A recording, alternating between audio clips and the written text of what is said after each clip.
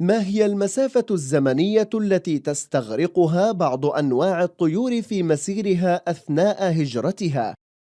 في الجو كائنات تغدو وتروح. هذه الكائنات التي تحلق في أجواء السماء، ألا وهي الطيور. فمن منكم يصدق أن بعض أنواع الطيور ينتقل في أول الشتاء من شمال الكرة الأرضية إلى جنوبها برحلة تستغرق أكثر من 20,000 كيلومتر؟ حديثنا في هذا الفيديو عن هذه الرحلات التي تقطعها هذه الطيور. إن بعض أنواع الطيور يطير من دون توقف 5,000 كيلومتر، ويطير هذه المسافة الشاسعة ب115 ساعة من دون توقف. وقد يزيد طول الرحلة عن 20,000 كيلومتر من القطب الشمالي إلى القطب الجنوبي، من كندا إلى الجنوب. الرحلة من شمال إنجلترا إلى جنوب أفريقيا، من أواسط أوروبا إلى القطب الجنوبي. بعض الطيور يقطع 17,000 كيلومتر في العام مرتين ذهابا وإيابا. قال بعض العلماء: لو أن هذا الطير انحرف عن هدفه درجة واحدة لوصل إلى هدف في نهاية المطاف بعيد عن هدفه الأساسي ما لا يقل عن 1000 كيلومتر. والسؤال المهم: من الذي يسدد هذا الهدف؟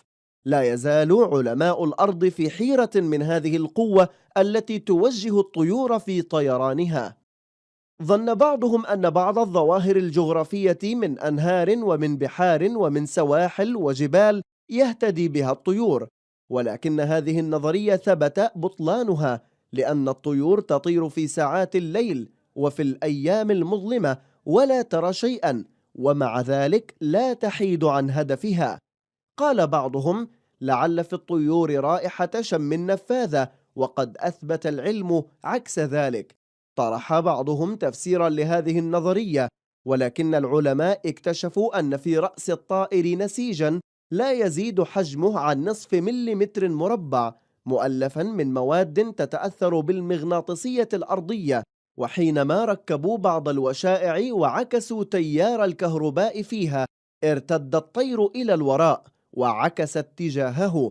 والسؤال: ما هذا النسيج الذي بين العين والمخ في الطائر يتحسس بالساحة المغناطيسية الأرضية؟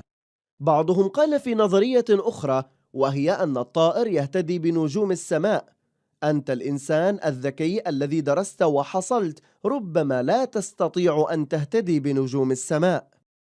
بعض هذه الطيور يطير طيرانا مستمرا 5,000 كيلومتر، بعضها أكثر وبعضها أقل. ولذلك قال بعض العلماء إن الطائر الذي خلقه الله عز وجل أعظم من أي طائرة صنعت حتى الآن، بإمكاناته وقدرته على الطيران والقدرة الهائلة التي يبذلها وتصميمه المبدع.